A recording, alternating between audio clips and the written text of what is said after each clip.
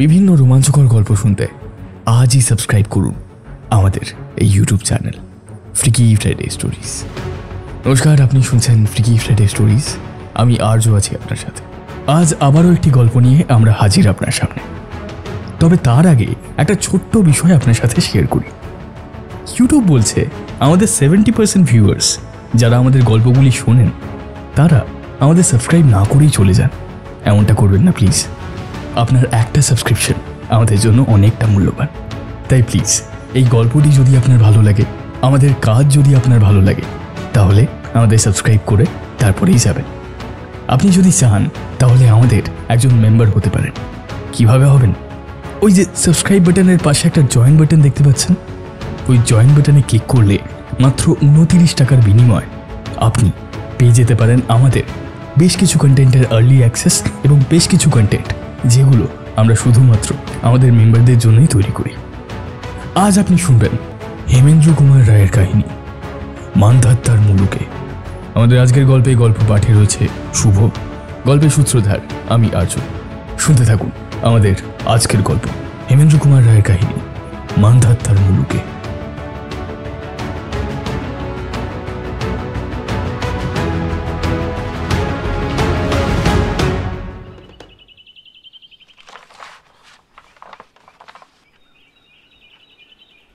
এই বিমল, বলছি ওই আজ সকালেই কিন্তু মিস্টার রোলির আসবার কথা, মনে আছে তো? কিন্তু দুনিয়ায় এত লোক থাকতে আমাদেরই তিনি খুঁজে বের করলেন কেন, সেটাই তো বুঝতে পারছি না। টেলিফোনে আসল ব্যাপারটা তিনি ভাঙতে চাইলেন না, কিন্তু তার কথাগুলো কেমন যেন রহস্যময় বলে মনে হলো। বেশ, অপেক্ষা করা যাক। মিস্টার রোলির আবির্ভাব হলেই তো সব রহস্য পরিষ্কার হয়ে যাবে। রোলি নাম শুনে বোঝা যায় ভদ্রলোক যাতে ফরাসি। আমরা তাকে চিনি না, কিন্তু তিনি আমাদের ঠিকানা জানলেন কেমন করে? সিঁড়িতে হলো পায়ের শব্দ, একাধিক ব্যক্তির পায়ের শব্দ। তারপরে ঘরের ভিতরে বিনয়বাবু ও কমলের আবির্ভাব। জ্ঞানে, বিজ্ঞানে এবং চিন্তাশীলতায় বিনয়বাবু হচ্ছেন অদ্বিতীয়। লোকে তাকে মূর্তিমান সাইক্লোপিডিয়া বলে মনে করে। কমল তার পালিত পুত্র। বিমল কুমারের বহু দুঃসাহসিক অভিযানে কমলকে নিয়ে তিনি হয়েছেন তাদের সহযাত্রী। দলের মধ্যে বয়সে সবচেয়ে বড় হচ্ছেন বিনয়বাবু এবং সবচেয়ে ছোট হচ্ছে কমল। সকাল সকাল নিজের লাইব্রেরি ছেড়ে আমাদের কাছে আপনি? ব্যাপার কি বিনয়বাবু? এই যে মোহাম্মদের কাছে পর্বতের আগমন। নতুন অভিযান, নতুন অভিযান। নতুন অভিযান? কাদের অভিযান? আমাদের। এমন সময় বিনয়বাবুর গলা পেয়ে রামহরি প্রবেশ করে তার পায়ে হাত দিয়ে প্রণাম করলে। আরে চাটা নিয়ে এসো রামহরি, বিনয়বাবু সুখবর এনেছেন। কি সুখবর গো বাবু? আমাদের খোকা বাবুর জন্য খুকি বিবি আনবেন নাকি? এই নতুন অভিযান? আমি মুখোসুখু মানুষ, অভিযানের মানে জানি না। তবে কথার ভাবে মনে হচ্ছে আবার বুঝি সবাই মিলে হাগরের মতো দেশ বিদেশে ছুটাছুটি করে বেড়াবে। বোধহয় তাই রামহরি, বোধহয় তাই। বিনয়বাবু বোধহয় আমাদের কোনো নতুন দেশ দেখাতে চান, তাই নয় কি বিনয়বাবু? প্রায় তাই বটে। অবশ্য তোমরা যদি রাজি হও। তবে কি এবারে তোমরা পাতালের দিকে ছুটি যাবে? দেশের নামটা এখনো শুনিনি রামহরি, তবে নতুন অভিযানের কথা শুনেই আমার পা দুটো দৌড় মারবার চেষ্টা করছে। হ্যাঁ বিনয়বাবু, আপনি আমাদের কোথায় নিয়ে যেতে চান? কথা যিনি বলবেন তিনি এখনই এসে পড়বেন। আমি তার অগ্রদূত মাত্র। আপনি কি মিস্টার রোলির কথা বলছেন? ঠিক তাই। ও আচ্ছা, এইবার বোঝা গেছে। তার মানে আপনার পরামর্শতেই মিস্টার রোলি আমাদের কাছে আসতে চান, তাই তো? হ্যাঁ, একরকম তাই বটে। তাহলে তো এবার খাল কেটে কুমির আনছেন আপনি। হ্যাঁ গো বিনয় বাবু, হ্যাঁ, বুড়ো বয়সে কি বিমরতিতে ধরলো? সাধ করে নিজেও খেপতে আর পরকেও খেপাতে চান? আসছেন আমাদের কোন সম্বন্ধীতে নিয়ে যেতে চান জমের বাড়ি? আচ্ছা রামহরি, প্রতিবার আমরা তোমার কথা কানে তুলি না, কিন্তু তুমি প্রতিবার আমরা কোথায় যাব শুনলেই এমন হুলস্থুল বাঁধিয়ে দাও কেন বলো তো? তোমাদের ভালোর জন্যই বাপু, তোমাদের ভালোর জন্যই। মাথার উপর বারে বারে যেসব ফাঁড়া কেটে গেছে তা ভাবলেও গায়ে কাঁটা দিয়ে ওঠে। এই জন্যই মুখ ব্যথা করে মরি। নিয়তিকে 4 দিন কি ফাঁকি দেওয়া যায়? তোমার যদি এতই প্রাণের ভয়, তাহলে তো তুমি আমাদের সঙ্গে না এলেও পারো। থামো, তোমাকে আর ফ্যাঁস ফ্যাঁস করতে হবে না। কালকের ফসকে ছেলে আমাকে এসেছেন উপদেশ দিতে। হ্যাঁ, খোকা বাবুকে এতটুকু বয়স থেকে মানুষ করেছি, ও হচ্ছে আমার সন্তানের মতো। সন্তানরে জমের মুখে পাতি দিয়ে কেউ যেন ঘরে নিশ্চিন্তি হয়ে বসে থাকতে পারে। ও রামহরি, তোমার আর এক সন্তান শান্তিভঙ্গ করতে চায় কেন? কেন আর খিদের চোটে? বাঘা দেখে সে তোমাদের জন্য খাবার এনেছি, অথচ তাকে এখনো খুশি করা হয়নি। যাও যাও, বাঘাকে ঠান্ডা করে এসো। রামহরির প্রস্থান। অল্পক্ষণ পরেই মিস্টার রলি ঘরের মধ্যে প্রবেশ করলেন। লম্বায় চওড়ায় দশাশই চেহারা, চোখে চশমা, মুখে বিনয়বাবুর মতো দাড়ি গোঁফ এবং বয়সেও তার মতোই প্রৌঢ়, তবে দেহ এখনও যুবকের মতোই বলিষ্ঠ। ভদ্রলোকের স্বাস্থ্যসৌম্য মুখ সহজেই দৃষ্টি আকর্ষণ করে। বিমল কুমার তাকে সাদরে সোফার উপর বসিয়ে আবার চা, টোস্ট এবং অমলেট প্রভৃতি আনবার জন্য রামহরিকে আহ্বান করলে। বিনয়বাবুর দিকে তাকিয়ে রলি শুধলেন, আমার এখানে আসবার উদ্দেশ্য কি ওনারা জানেন? না, বিশেষ কিছুই বলিনি, সামান্য ইঙ্গিত দিয়েছি মাত্র। কিন্তু সেই ইঙ্গিতটুকুই হয়েছে আমাদের পক্ষে যথেষ্ট। মিস্টার রলি, আপনি যদি আমাদের কোনো বিপজ্জনক অভিযানে যেতে বলেন, তাহলে জানবেন আমরা বাইরে পা বাড়িয়েই আছি। ভগবানকে ধন্যবাদ, আমি ঠিক জায়গাতেই এসে পড়েছি। গোড়ায় সংক্ষেপে নিজের কথা কিছু কিছু বলি শুনুন। আমার নিবাস ফ্রান্সে। পৈতৃক সম্পত্তির প্রসাদে কোনোদিনই আমাকে জীবনযুদ্ধে যোগ দিতে হয়নি, কিন্তু পায়ের উপর পা দিয়ে নিষ্কর্মার মতন বসে থাকাও আমার ধাতে সয় না। আমার দুটি মাত্র শখ আছে, নানা দেশ দেখা আর নানান ভাষা শেখা। পৃথিবীর কত দেশেই যে বেরিয়েছি, কত দ্বীপে যে বেরিয়েছি, কখনো ভয় পেয়েছি, কখনো মোহিত হয়েছি, কখনো বিস্ময়ে অবাক হয়েছি। এই ভারতবর্ষ আমার পুরাতন বন্ধু।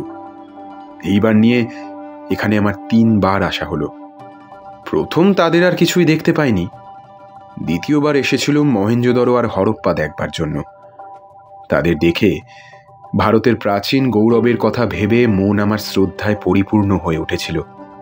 এবারে এসেছি স্বাধীন ভারতকে দেখবার জন্য, কিন্তু দেখছি দেশ স্বাধীন হয়েছে, মানুষ এখনো স্বাধীন হয়ে উঠতে পারেনি।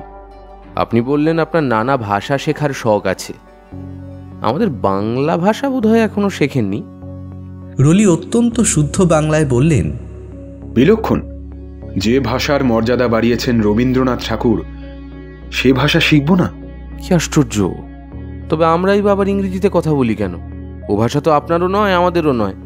বেশ, তবে আপনার মাতৃভাষাতেই আমার কথা শ্রবণ করুন। আমি রোজ আপনাদের ন্যাশনাল লাইব্রেরিতে গিয়ে কিছু কিছু লেখাপড়া করি। সেইখানেই বিনয়বাবুর সঙ্গে আমার আলাপ। সেই পরিচয় ক্রমে পরিণত হয় বন্ধুত্বে। তার মুখেই আপনাদের অদ্ভুত কীর্তি কাহিনী শুনি। তাই আজ আপনাদের কাছে এসেছি সাহায্য ভিক্ষা করতে। কিন্তু আমরা কোন দিক দিয়ে আপনাকে সাহায্য করতে পারি? একটু মন দিয়ে শুনুন, কারণ এইবারেই আসল কথা শুরু হবে। আজ থেকে প্রায় 5 বৎসর আগে ফ্রান্সের রাজধানী প্যারিস নগরের কাছে এক আশ্চর্য ঘটনা ঘটে। দেখা দেয় এক আজব জীব। আজব জীব? স্থান কাল পাত্র হিসেবে উদ্ভটও বলতে পারেন। বিমলের মুখ দেখে বোধ হয় সে যেন নিজের স্মৃতিসাগর মন্থন করছেন মনে মনে। হঠাৎ সে উঠে পড়ে পুস্তকাধারের ভিতর থেকে একখানা রীতিমতো মোটা বই বার করলে। সেখানা হচ্ছে ক্যাম্প বুক।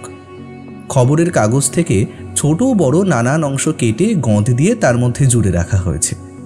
পাতা উল্টাতে উল্টাতে এক জায়গায় থেমে বিমল বললে, 1947 খ্রিস্টাব্দের 27 অক্টোবর তারিখের স্টেটসম্যান পত্রিকায় খবরটা বেরিয়েছিল। প্যারিস নগর থেকে 25 মাইল দূরবর্তী মেলুন নামে গ্রামের বাসিন্দারা গত সপ্তাহকাল ধরে এক আজগুবি জীবের অত্যাচারে সন্ত্রস্ত হয়ে উঠেছে। জীবটিকে দেখতে গরিলার মতো, তার গায়ে আছে রাঙা ওভারকোট এবং পায়ে আছে জুতো। ফরাসি সংবাদপত্রের বিবরণে প্রকাশ, তাকে বন্দি করার জন্য খানাতল্লাশিকারীরা দলে দলে দিকে দিকে বেরিয়ে পড়েছে। জীবটাকে সর্বপ্রথমে আবিষ্কার করে একদল শিশু। সে তখন অরণ্যের মধ্যে দিয়ে দুলতে দুলতে এগিয়ে যাচ্ছিল। হ্যাঁ, খবরটা কৌতূহল উদ্দীপক বলেই আমি কেটে রেখেছিলাম, কিন্তু তারপর এ সম্পর্কে আর কোনো তথ্য কাগজে প্রকাশিত হয়নি। জীবটা কি গরিলা? কিন্তু জামা জুতো পরা গরিলার কথা তো কেউ কোনোদিন শোনেনি। না, সে গরিলা নয়, তবে কি আপনি তাকে মানুষ বলে মনে করেন? মানুষ বলতে আমরা যা ঠিক বুঝি সে তাও নয়। তার মানে? মানেটা ভালো করে বোঝাতে গেলে আমাকে সুদূর অতীতে অর্থাৎ প্রাগৈতিহাসিক যুগে ফিরে যেতে হবে। সেই যখন রোমশ, ম্যামথ, হাতি ও গন্ডার, খাঁড়াদেতো বাঘ, গুহাভণ্ডকার অতিকায় বৃষ প্রভৃতি জীবের দল পৃথিবীতে বিচরণ করত, সেই সময়। সেসব কথা আমরাও কেতাবে কিছু কিছু পাঠ করেছি। খালি পশু নয়, তখন মানুষের অস্তিত্ব ছিল। আমি যখনকার কথা বলছি তখনও হোমো সেপিয়েন্স বা সত্যিকারের মানুষ পৃথিবীতে জন্মগ্রহণ করেনি। নৃবিদ্যা বিশারদরা সত্যিকার মানুষদের তখন নাম দিয়েছেন ক্রো ম্যাগনান। আমি তাদের কথা বলছি না। তাদের আগেকার যুগে ইউরোপে যে মানুষদের সন্ধান পাওয়া গিয়েছে, পণ্ডিতদের কাছে তারা নিয়ানডার্থাল মানুষ বলে পরিচিত। সত্যিকার মানুষদের সঙ্গে তাদের কোনো সম্পর্কই নেই। তাদের চেহারা অনেকটা গরিলার মতো দেখতে হলেও তারা গুহায় বাস করত, আগুনের ব্যবহার জানত, চকমকি পাথরের হাতিয়ার প্রভৃতি তৈরি করতে পারত। আরও নানা জাতের তথাকথিত মানুষের সন্ধান পাওয়া গিয়েছে, যেমন জাভা দ্বীপের বানর মানুষ, ইংল্যান্ডের পিল্টডাউন মানুষ, আফ্রিকার রোডেশিয়ান মানুষ। এরাও কেউ সত্যিকার মানুষের জ্ঞাতি নয়। কোনো কোনো ক্ষেত্রে এসব হচ্ছে 40-50 হাজার বৎসর আগেকার কথা। আবার কোনো কোনো জাতের মানুষ পৃথিবীতে দেখা দিয়েছে আরও অনেক কাল আগে। নৃতত্ত্ববিদদের মতে অন্তত 2 লক্ষ বৎসর আগেও পৃথিবীতে মানুষের অস্তিত্ব ছিল। সর্বাঙ্গ সম্পূর্ণ হয়ে উঠবার জন্যে মানুষ যে কতকাল ধরে চেষ্টা করে আসছে তা ভাবতে গেলে মাথা ঘুরে যায়। কিন্তু মানুষ আজও নিখুঁত হয়ে উঠতে পারেনি। হয়তো তা পারবেও না। নিখুঁত হবার আগেই পৃথিবী থেকে একেবারে নিশ্চিহ্ন হয়ে যাওয়ার জন্য মানুষ আজ যথাসাধ্য চেষ্টার ত্রুটিও করছে না। মারাত্মক অ্যাটম বম তৈরি করেও সে খুশি নয়। তাই তো তার চেয়েও সাংঘাতিক হাইড্রোজেন বোমা নিয়ে আজ ব্যস্ত হয়ে আছে সে। মিস্টার রুলি, পৃথিবীতে সত্যিকারের মানুষের আবির্ভাব যখন হয়নি, আপনি তখনকার কথা বলতে যাচ্ছিলেন, তাই তো? হ্যাঁ, 1921 খ্রিস্টাব্দে আফ্রিকার রোডেশিয়া প্রদেশে এক জাতীয় মানুষের খুলি আর দেহের হাড় পাওয়া গিয়েছে। পণ্ডিতরা পরীক্ষা করে বলেছেন, ইউরোপে যখন নিয়ান্ডারথাল মানুষরা বাস করত, খুব সম্ভবত সেই সময়ে আফ্রিকায় বর্তমান ছিল এই বেশি। আজকাল পৃথিবীতে সবচেয়ে পশ্চাৎপদ জাতি বলে গণ্য হয় অস্ট্রেলিয়ার আদিবাসীরা। হয়তো সুদূর অতীতে তাদের পূর্বপুরুষ ছিল সেই রকম রোডেশিয়ান মানুষরাই।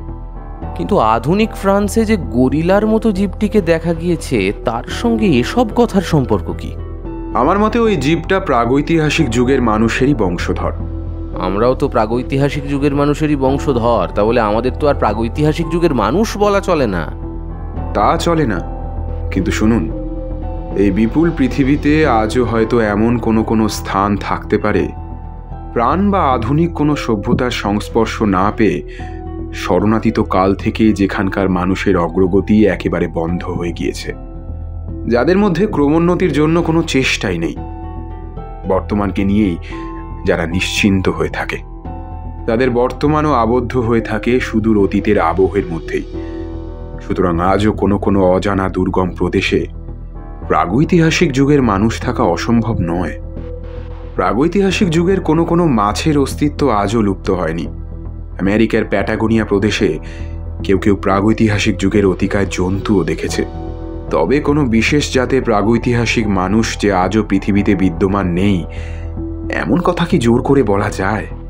তর্কের খাতিরে না হয় আপনার কথাই মেনে নিলাম, কিন্তু ফ্রান্সে যে আজব জীবটা দেখা গেছে সে যে প্রাগৈতিহাসিক মানুষ, আপনার এমন অনুমানের কারণ কি?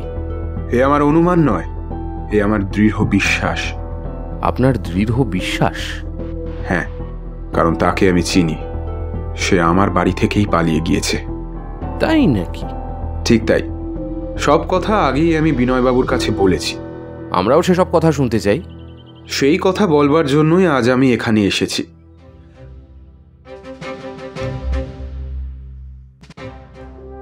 '1946 খ্রিস্টাব্দের কথা। আমন্ত্রিত হয়ে এক বন্ধুর সঙ্গে গিয়েছিলাম বেলজিয়ানদের দখল করা মধ্য আফ্রিকায়, অর্থাৎ কঙ্গো প্রদেশে। সে এক অদ্ভুত দেশ। সেখানে আছে পিগমি বা বামন জাতের মানুষ আর বামন হাতির দল।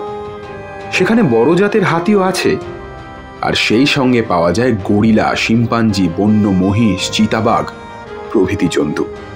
আমরা গিয়েছিলাম গরিলা শিকারে। সেখানেই আকাশের দিকে মাথা তুলে দিয়েছে মিকেনো পর্বত। একদিন আমরা সদল বলে মিকেনো পর্বত থেকে নেমে আসছি, হঠাৎ রাস্তার পাশে পাহাড়ে বিস্মনে জেগে উঠল হাতির ক্রুদ্ধ ডাক। সেই সঙ্গে বিকট আর্তনাদ আর একটা ভারী দেহ পতনের শব্দ। সে অঞ্চলে 50-60 ফুট উঁচু একরকমের গাছ জন্মায়। স্থানীয় লোকেরা যার নাম দিয়েছেন মুসুঙ্গুলা বা বুনো গোলাপ গাছ। সেই রকমই একটা গাছের গুড়ির পিছন থেকে উঁকি মেরে দেখলুম একটা মত্ত হাতি সুর বাগিয়ে ধরে বিষবন দোলাতে দোলাতে বেগে অন্যদিকে চলে যাচ্ছে। সেখানে আর কিছুই দেখতে পেলাম না, কিন্তু আমরা সকলেই যে একটা ভয়াবহ বিকট আর্তনাদ শুনেছি সে বিষয়ে কোনো সন্দেহ নেই। তখন ভোর। বনের পাখিরা সব বাসায় ফিরে এসে মুখর কণ্ঠে পরস্পরের সঙ্গে বিদায় সম্ভাষণ করছে। একটু পরেই সন্ধ্যা এসে চারিদিকের তিমিরাঞ্চল উড়িয়ে সমস্ত দৃশ্য ঢেকে দেবে। তখন আমরা পাহাড়ের প্রায় 1500 ফুট উপরে আছি। সন্ধ্যার আগে পৃথিবীর বুকে না নামতে পারলে অন্ধের মতন ঘুরে বেড়াতে হবে বিপজ্জনক অপথে বিপথে। কিন্তু চতুর্দিকে ধ্বনিত প্রতিধ্বনিত করে এখনই যে প্রচণ্ড আর্তনাদটা শুনতে পেলাম, তা কি কোনো মানুষের কণ্ঠ থেকে নির্গত হয়েছে? মানুষের কণ্ঠস্বর কি এমনভাবে বুকের রক্ত হিম করে দিতে পারে? পথ ছেড়ে বনের ভিতর প্রবেশ করতে যাচ্ছি, বন্ধু বাধা দিয়ে বললেন, কোথায় যাও? কে অমন করে চেঁচিয়ে উঠলো, একবার দেখা দরকার তো। না, কিছুই দেখবার নেই, আমাদের আগে নিচে নামা দরকার। এ হচ্ছে আদিমকালের গভীর অরণ্য।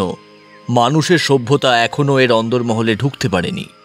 ওখানে কত রহস্য হয়তো লুকিয়ে আছে, কিন্তু তা নিয়ে তুমি আমি মাথা ঘামিয়ে মরব কেন? বন্ধু, রহস্য নিয়ে মাথা ঘামানোই হচ্ছে আধুনিক সভ্যতার ধর্ম। এখনই যে আকাশ ফাটানো আর্তনাদটা হলো, তুমিও তো তা শুনেছ। হ্যাঁ, শুনেছি, কিন্তু আমার মতে ওটা হচ্ছে অমানুষিক আর্তনাদ। হতে পারে, তবুও ওটা বোধ করি কোনো জানোয়ারের চিৎকার নয়। আমি ওর মধ্যে মানুষের ভাব পেয়েছি। রলি, তুমি নির্বোধের মতো কথা বলছো। এই গহন বনে যারা বাস করে, তারা জন্তুই হোক আর মানুষই হোক, তাদের জীবনের নীতি হচ্ছে একেবারেই স্বতন্ত্র। সকল রকম বিপদ আপদের জন্য তারা সর্বদাই প্রস্তুত থাকে, কারণ তাদের ন্যায়শাস্ত্র বলে হয় মরো নয় মারো। এই দুর্গম অরণ্যে সত্যি সত্যি যদি কোনো মানুষ বিপদে পড়ে থাকে, তবে প্রত্যেক মানুষেরই উচিত তাকে সাহায্য করা। তোমরা একটু দাঁড়াও, আমি এখনই আসছি। এই বলে 2 হাতে ঝোপ সরিয়ে জঙ্গলের ভিতর প্রবেশ করলুম। তারপর সেখানে গিয়ে দেখলুম সে এক বিভৎস দৃশ্য। এখানে যেখানে সেখানে জন্মায় মস্ত মস্ত বিচুটির ঝোপ। স্থানীয় ভাষায় বিচুটিকে বলে কাগারা। সেই রকমই একটা ঝোপের ভিতরে 2 দিকে হাত ছড়িয়ে নিশ্চিন্ত হয়ে পড়ে আছে শরীরী দুঃস্বপ্নের মতন একটা আশ্চর্য মূর্তি। তার দেহের উচ্চতা 6 ফুটের কম নয়, প্রকাণ্ড চওড়া বুক, কণ্ঠদেশ নেই বললেই হয়, যেন কাঁধের উপরেই আছে তার মুখমণ্ডল। আর সে মুখ দেখতে অনেকটা গরিলার মতন, সর্বাঙ্গে লম্বা লম্বা কালো রোম। সে যেন কতক মানুষ আর কতক গরিলার আদর্শে গড়া এক বিকট মূর্তি। তার দেহের ঠিক পাশেই পড়ে আছে একটা বর্ষা দণ্ড। খানিকক্ষণ মন দিয়ে পর্যবেক্ষণ করবার পর আন্দাজ করলুম, কাগারা বিচুটির ঝোপের মধ্যে এই যে আশ্চর্য মূর্তিটি পড়ে আছে, রোডেশিয়ার ইতিহাস পূর্বযুগের আদিম মানুষদের সঙ্গে এর একটা দুঃসম্পর্ক থাকলেও থাকতে পারে। আগেই বলেছি, আধুনিক নৃতত্ত্ববিদরা আফ্রিকার রোডেশিয়া প্রদেশে প্রাগৈতিহাসিক যুগের এক শ্রেণীর মানুষের কঙ্কাল বিশেষ আবিষ্কার করেছেন। আমরা এখন কঙ্গো প্রদেশের কিতু হ্রদের কাছে দাঁড়িয়ে আছি বটে, কিন্তু এরই অনতি দূরে পাওয়া যায় সমুদ্রের মতন বিশাল টাঙ্গানিকা হ্রদ। তারই দক্ষিণ প্রান্তে আছে রোডেশিয়া প্রদেশ। সুতরাং শরণাতীত প্রাচীনকালে সেখানকার আদিম বাসিন্দাদের কোনো দল যে এই অঞ্চলে এসে আস্তানা গাড়েনি, এমন কথাও জোর করে বলা যায় না। তারপরেই কঙ্গো হচ্ছে আফ্রিকার এক রহস্যময় প্রদেশ। আধুনিক সভ্যতা এখানকার অনেক রোম্যান্সই নষ্ট করে দিলেও এর বহু স্থলেই আজও তার পদচিহ্ন পড়েনি। পর্যটকদের মুখে সময় সময় যেসব কাহিনী শোনা যায় তা যেমন বিচিত্র তেমনই বিস্ময়কর। আপনারা কেউ ডব্লিউ বাকলে সাহেবের বই পড়েছেন? না। পড়েননি? বেশ, তাহলে আমার মুখ থেকে সংক্ষেপে তার দুটো কাহিনী শুনুন।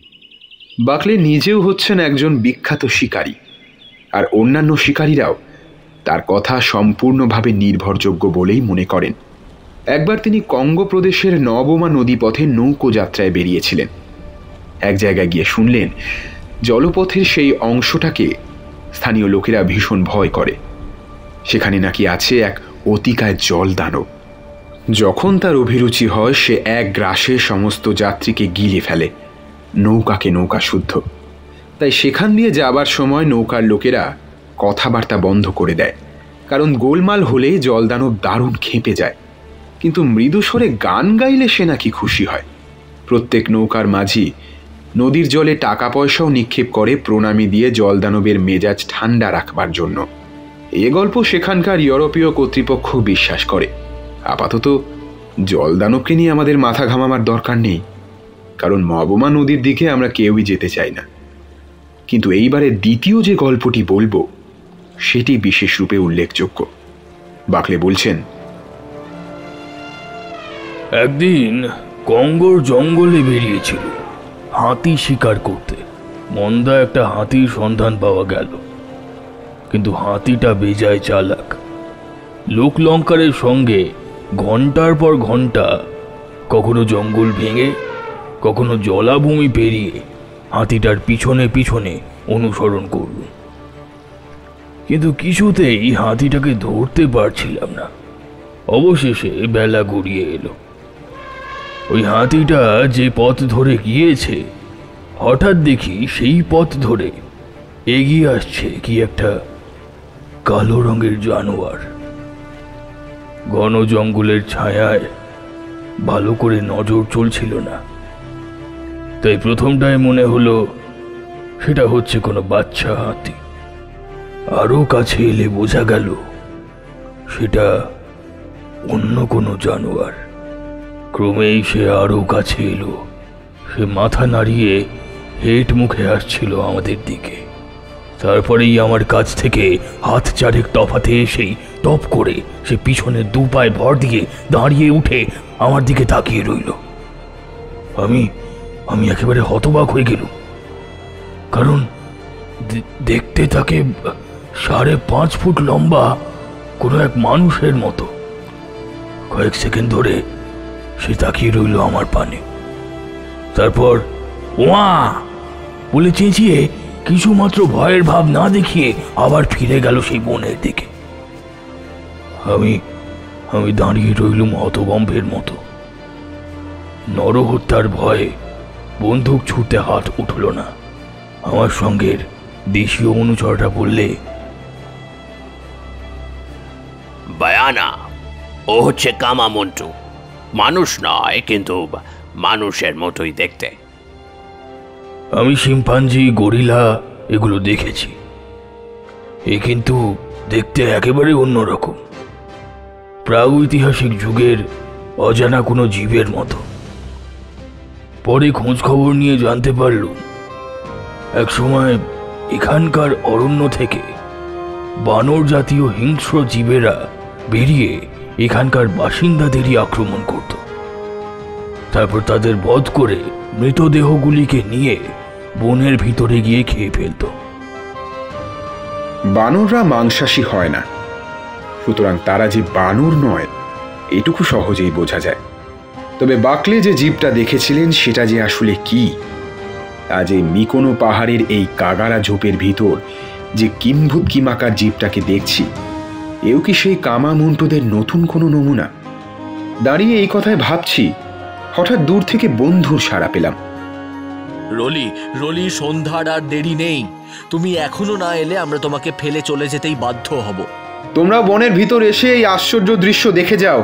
সদল বলে কাগারা ঝোপের কাছে এসে সচমকে বলে উঠলেন, কি এটা? গরিলা? এটা মানুষের এক আদি পুরুষ। ও বাজে কথাই আমি বিশ্বাস করি না। এরপরেই আমার সব সন্দেহ পরিষ্কার করে দিল আমাদের সঙ্গী আসকারির দলটা। তারা মূর্তিটিকে দেখেই এক বাক্যে চেঁচিয়ে উঠল, অনেক জিজ্ঞাসাবাদের পর তাদের কাছ থেকে কেবল এইটুকু জানা গেল যে কামা মন্টুরা এই অঞ্চলেই বাস করে। তারা কিভুর জঙ্গলের ভিতরে কি মিকোনো পাহাড়ের উপরে থাকে সে কথা কেউই ঠিক করে বলতে পারে না। তাদের ঠিকানা জানবার জন্য কারোরই কোনো আগ্রহ নেই, কারণ তারা অতিশয় হিংস্র প্রকৃতির জীব। স্থানীয় বাসিন্দা দেখলেই তারা মারমুখো হয়ে তেড়ে আসে। জানোয়ারটা দেখছি অত্যন্ত জখম হয়েছে বলে অজ্ঞান হয়ে গিয়েছে। এর এমন দশা কে করলে? খুব সম্ভবত কোনো পাগলা হাতি। এখানে বাঁশের বনে কচি কচি পাতা খাবার লোভে পাহাড়ের উপরে উঠে আসে দলে দলে হাতি। চুলোয় যাক, যত বাজে কথা। এখন তাড়াতাড়ি পাহাড় থেকে নেমে পড়বে, চলো, নইলে অন্ধকারে অন্ধ হয়ে যেতে হবে। তা যাচ্ছি, কিন্তু আমাদের সঙ্গে এই মূর্তিটাকেও নিয়ে যেতে চাই। সে কি? এই মূর্তিটা আমাদের নিয়ে গিয়ে কি লাভ? তোমাদের নয়, লাভ হবে কেবল আমারই। আমি প্রাগৈতিহাসিক যুগের মানুষ সম্বন্ধে আমার জ্ঞানের পরিধি আরও একটু বাড়াতে চাই। আর এক কারণে আমার কৌতূহল বেড়ে গিয়েছিল। মূর্তিটার গলায় শুকনো চামড়ার বাঁধনে যুক্ত ছিল একটা জিনিস। প্রথম দৃষ্টিতে তাকে একখণ্ড কাঁচ বলেই সন্দেহ হয়, কিন্তু আসলে তা হচ্ছে একখণ্ড মস্ত হিরে। খনির ভিতরে এমন হিরে পাওয়া যায়। দক্ষিণ আফ্রিকার কিম্বার্লি নামক স্থানে বেড়াতে গিয়ে এই অতর্কিত খনিজ হীরা আমি সচক্ষে দর্শন করেছি, সুতরাং ভুল হওয়ার সম্ভাবনা আমার ছিল না। হীরাখানা আকারে মস্ত, এমন অসাধারণ রত্ন যে অত্যন্ত মূল্যবান সেই বিষয়ে কোনো সন্দেহই নেই। কিন্তু এমন দুর্লভ জিনিস এই অসভ্য বন্যজীবটার দখলে এলো কেমন করে? আবির্ভাবে এসব কথা নিয়ে বেশি মাথা ঘামাবার সময় আমি পাইনি। বলাই বাহুল্য, অন্য কেউ দেখতে পাওয়ার আগেই আমি হীরাখানা নিজের পকেটের ভিতর লুকিয়ে ফেলেছিল। তার পরের কথা সবিস্তারে বলতে গেলে অনেক সময় লাগবে, সুতরাং মোদ্দা কথা খুব সংক্ষেপেই আমি বলতে চাই। আমার আদিম মানুষকে নিয়ে আমি উগান্ডা প্রদেশের বিখ্যাত ভিক্টোরিয়া হ্রদের কাছে পড়লুম। স্থলপথে বেশি দূর যাত্রা করলে পাছে যার তার কাছে গিয়ে প্রচুর জবাবদিহি করতে হয়, সেই ভয়ে আমি অবলম্বন করলুম জলপথ। নিজস্ব নৌকায় নীলনদ দিয়ে যাত্রা করলুম আবার সভ্য জগতের দিকে। এই জাতের আদিম মানুষকে এখানকার লোকেরা কামা মন্টু বলে ডাকে।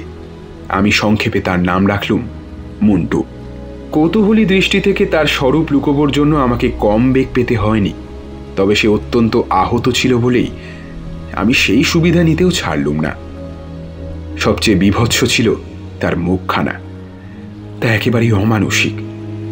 কেবল চোখ দুটো ছাড়া তার মুখমণ্ডলের সবটাই আমি মুখের ও দেহের ব্যান্ডেজ খুলে ছিন্ন ভিন্ন করে ফেললাম। আমরা বাধ্য হয়ে কয়েকজন মিলে তার হাতে পায়ে পরিয়ে দিলুম হাতকড়ি। কিন্তু এমনই তার আসুরিক শক্তি, সেই আহত পঙ্গু অবস্থাতেও সে সেই হাতকড়ি ভেঙে ফেলল অবলীলাক্রমে। তখন শক্ত মোটা দড়ি দিয়ে তার হাত পা বেঁধে রাখতে হলো। ফ্রান্সে ফিরে গিয়ে মেলুন গ্রামে নিজের বাগান বাড়িতে এনে রাখলুম তাকে, এবং তার চিকিৎসার ভার নিজেই গ্রহণ করলুম। মন্টুর দেহের 3খানা হাড় ভেঙে গিয়েছিল, মাথাতেও সে বিষম চোট পেয়েছিল। আমাদের মতন সাধারণ মানুষ হলে নিশ্চয়ই সে বাঁচত না, কিন্তু মন্টুর অসাধারণ শক্তিশালী দেহ ও বন্য স্বাস্থ্যই তাকে খুব তাড়াতাড়ি আরোগ্যের পথে এগিয়ে নিয়ে গেল। কিছুকালের মধ্যেই সে আবার শক্ত সমর্থ হয়ে উঠল, কিন্তু আধুনিক সভ্যতার ভিতরে তো তাকে সেই অবস্থায় রাখা চলে না।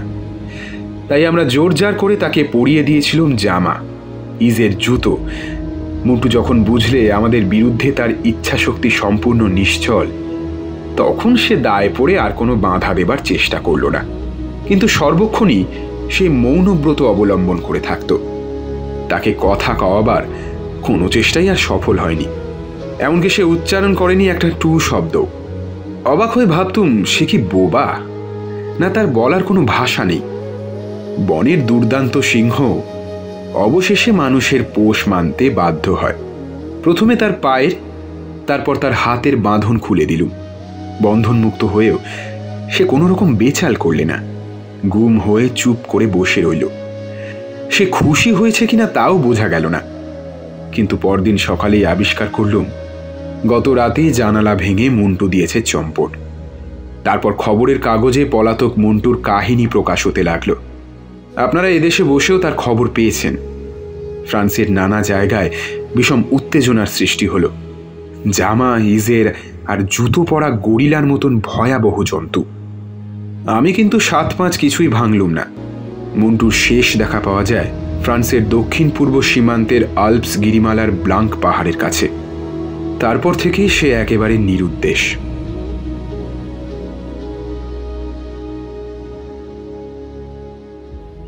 রলির কাহিনী শুনে সকলেই চুপ করে রইল কিছুক্ষণ। দরজার পাশে আড়ালে দাঁড়িয়ে রামহরিও গল্প শুনতে ছাড়েনি। রলির কাহিনীর কতক কতক সে বুঝতে পারলে বটে, আবার তার কাছে অস্পষ্ট থেকে গেল অনেক কথাই। আচ্ছা, আপনি যে হীরাখানা পেয়েছেন তার ওজন কত? 100 ক্যারেট। মানে তার কত দাম হতে পারে? বলেছি তো, সেখানা হচ্ছে আকাটা হীরা। আদিম সভ্যতার মানুষরা হীরা কাটবার আর্ট জানতো না। ঠিকভাবে কাটতে পারলে তার রং, রূপ, চাকচিক্য আর দাম যথেষ্ট বেড়ে যাবে বলেই মনে করি। তবে বর্তমান অবস্থাতেই একজন পাকা জহুরি সেখানে আমার কাছ থেকে 1.5 লক্ষ টাকায় কিনে নিতে চেয়েছিল। আমি রাজি হইনি। মসিয়ে রলি, তাহলে আপনার এই নতুন অভিযানের আসল উদ্দেশ্য কি? আপনি কি ধনকুবের হওয়ার জন্য হীরার খনি আবিষ্কার করতে চান? হঠাৎ আপনি এমন প্রশ্ন করলেন কেন? আমার আর কুমারের পক্ষে সেটা কিছু নতুন ব্যাপার নয়। ভগবান আমাদের প্রয়োজনের অতিরিক্ত সম্পদ দিয়েছেন। রাশি রাশি হীরকের মোহে আপনি যদি মুগ্ধ হয়ে থাকেন, তাহলে আমাদের আশা ছেড়ে দিয়ে আপনাকে একলাই যাত্রা করতে হবে। কারণ লক্ষ্মী লাভের লোভে আমরা সুস্থ শরীর ব্যস্ত করতে পারবো না। না না বিমলবাবু, আমাকে আপনি ভুল বুঝবেন না। এই 20 শতাব্দীতেও মানধাতার মানুষদের জীবনযাত্রা দেখবার সুযোগ পাওয়া যে এক অসাধারণ সৌভাগ্যের কথা, এটার ফলাও করে না বললেও চলবে। তাই দেখাই আমার প্রধান উদ্দেশ্য। আর বিনয়বাবু আমার পক্ষে, আপনারাও আমার সহযাত্রী হবেন সেই ভরসাতেই এখানে এসেছি। যদি হীরার খনির লোভই আমাকে পেয়ে বসত, তাহলে প্রথমবারেই আমি সে চেষ্টা করতে ছাড়তুম না।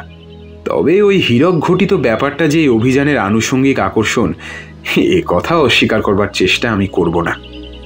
মসিয়ে রলি, আপনার এই মানধাত্তার মানুষ ফরাসি দেশে আত্মপ্রকাশ করে কিন্তু যথেষ্ট ঝামেলা করছে।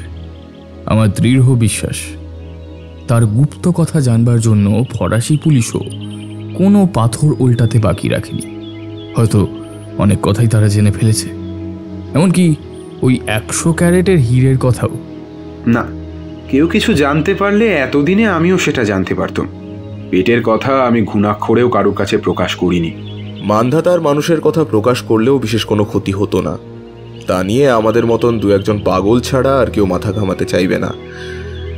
কিন্তু গোল বাঁধবার সম্ভাবনা ওই হীরার খনি সংক্রান্ত ব্যাপারটা নিয়ে। অর্থলোভ হচ্ছে সবচেয়ে প্রবল লোভ। তার গুপ্ত কথাও আমি ছাড়া আর কেউই জানে না। আমি কিন্তু বরাবরই দেখে আসছি, ওসব কথা লুকিয়ে রাখা যায় না। মসিয়ে রলি, আপনি বললেন না হীরাখানার জন্য একজন 1.5 লক্ষ টাকা দিতে চেয়েছিল? হ্যাঁ, হীরাখানা কোন জাতের তা পরীক্ষা করবার জন্য আমি তার কাছে নিয়ে যেতে বাধ্য হয়েছিলাম।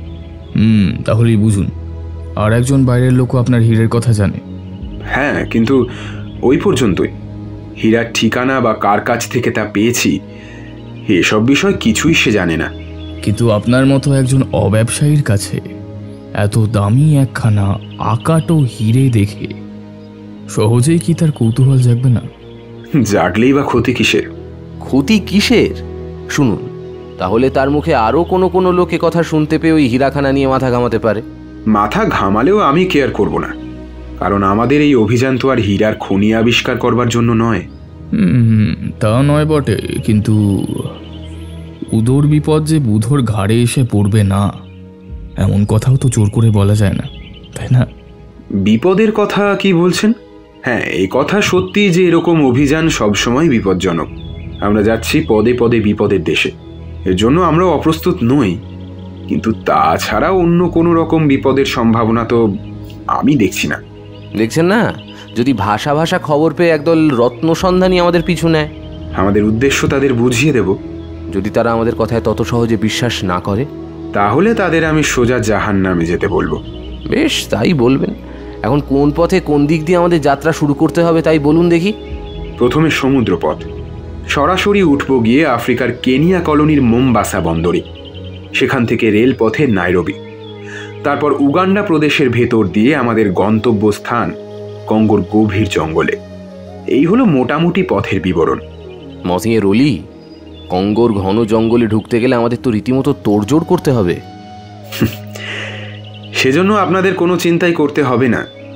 আপনাদের ব্যবস্থাপক আমি নিজেই। আপনাদের পেলেই আমি আর কিছুই চাই না। ক্ষমা করবেন মসিয়ে রলি, আফ্রিকায় আমরা ওই প্রথম যাচ্ছি না। ওখানকার পথঘাট আমাদের নখদর্পণে আছে।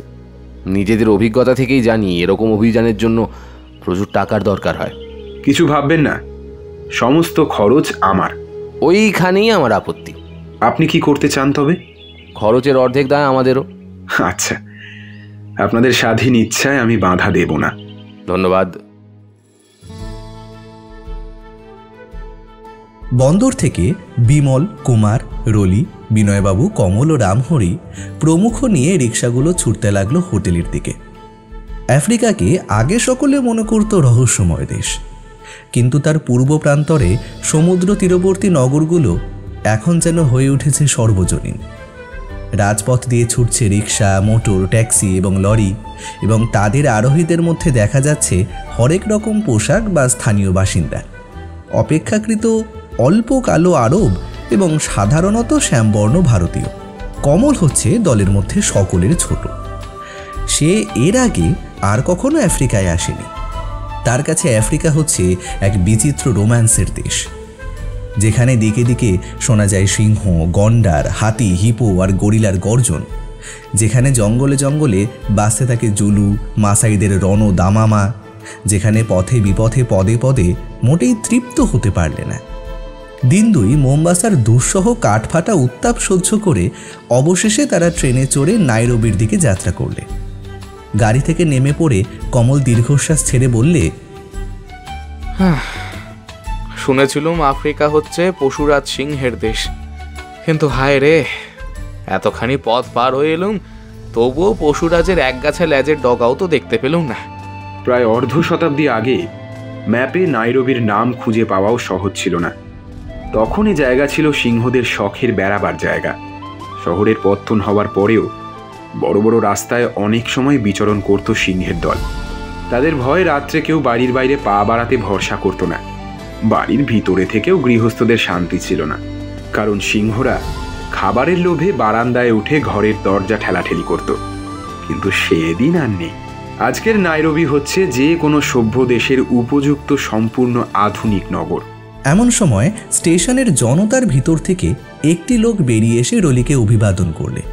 লম্বা এসে প্রায় 6 ফুট 3 ইঞ্চি, গঠন অত্যন্ত বলিষ্ঠ, বর্ণ ঘোর কৃষ্ণ, পরনে খাকি রঙের কোট, প্যান্ট এবং জুতো।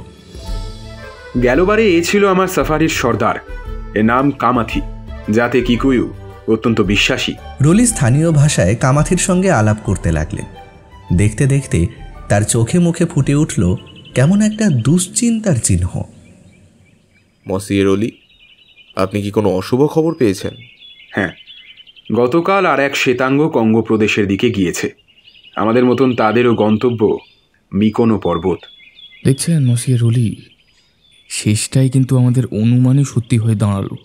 তাই তো দেখছি, কিন্তু কথা হচ্ছে যে যারা মিকোনো পর্বতের দিকে যাত্রা করেছে তারা কারা?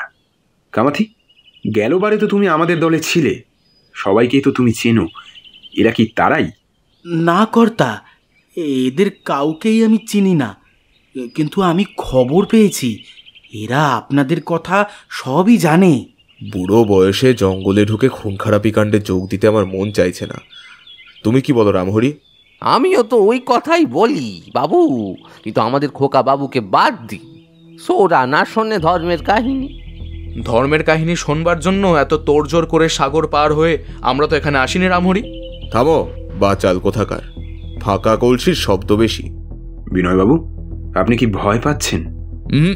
বিনয়বাবু ভীরু নন মসিয়ে রলি, তিনি হচ্ছেন আমাদেরই দলে, তবে আমাদের চেয়ে একটু সাবধানী।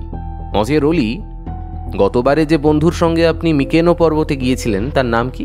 ক্রেমরি। আপনি কি ভাবছেন বুঝেছি। না, এবারে যারা মিকোনোর দিকে যাচ্ছে ক্রেমরি নিশ্চয়ই এদের দলে নেই।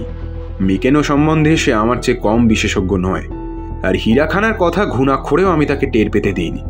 আমার দৃঢ় বিশ্বাস এবারে যারা যাচ্ছে তারা নতুন লোক। তারা জানে না ঠিক কোনখানে গিয়ে আমরা হীরাখানা পেয়েছি। তাই তারা আমাদেরই মুখাপেক্ষী। আপনারা একটু অপেক্ষা করুন, কামাথির কাছ থেকে সব কথা আমি আরো ভালো করে জেনে নিই। রলি একটু তফাতে গিয়ে কামাথির সঙ্গে স্থানীয় ভাষায় কথোপকথনে নিযুক্ত হলেন। বিমল ও কুমার মালপত্তর তদারক করতে লাগল। রামহরিকে নিয়ে বিনয়বাবু একদিকে গিয়ে দাঁড়ালেন। তাদের দুজনেরই মুখ রীতিমতো বিরক্ত। ওদিকে খানিক পরে কামাথির সঙ্গে কথা বলে রলি যখন ফিরে এলেন, তখন তার ভাবভঙ্গি দেখাচ্ছিল অত্যন্ত উত্তেজিত। মসিয়ে রুলির মুখ দেখে মনে হচ্ছে এইবার উনি আরও একটা রোমাঞ্চকর গল্প ফেঁদে বসবেন। ঠিক তাই কুমারবাবু, ঠিক তাই। এবারে যারা মিকোনো পর্বতে যাচ্ছে তাদের নায়কের নাম জোফার। জোফার হলো ফ্রান্সের এক কুখ্যাত দস্যু দলপতি, প্রাণদণ্ডে দণ্ডিত ফেরারি আসামি। তার সঙ্গে আছে আরো 10 জন ইউরোপীয়। নিশ্চয়ই তাদের কেউই মহাত্মা নন। আর আছে 20 জন দেশীয় আশকারী। তাদের সাফারিতেও আছে 2 ডজন কুলি। কিন্তু ভয় পাবার আরও একটা কারণ আছে। আবার কি কারণ? আপনি কেনিয়ার মৌ মৌ আন্দোলনের কথা শুনেছেন? আগে হ্যাঁ, খবরের কাগজে পড়েছি। শ্বেতাঙ্গদের বিরুদ্ধে এই আন্দোলন। কিকিউ জাতের অনেক লোক এই আন্দোলনে যোগ দিয়েছে। আপনার ওই কামিথিও তো জাতে কিকিউ। হ্যাঁ, যদিও কামাথি ওই দলে যোগ দেয়নি, তবুও মৌ মৌ আন্দোলনের সব কথাই সে জানে। সমস্ত কেনিয়া প্রদেশেই জ্বলছে এক দারুণ অশান্তির আগুন। তারই খানিকটা শিখা ঘটনাক্রমে ছড়িয়ে পড়েছে আমরা যেদিকে যাচ্ছি সেই দিকে, অর্থাৎ উগান্ডা কঙ্গো সীমান্ত প্রদেশে। মৌ মৌ আন্দোলনকারীদের একটা ভাঙা দল ইংরেজদের তাড়া খেয়ে পালিয়ে এসে ওখানকার পাহাড়ের জঙ্গলের ভিতর গিয়ে আশ্রয় নিয়েছে। তারা নাকি মারমুখো হয়ে আছে। তাদের ত্রিসীমানায় যাওয়া এখন নিরাপদ নয়। মসিয়ে রুলি, আমি শুনেছি ওই বিদ্রোহীদের যত রাগ ইংরেজদের ওপরই।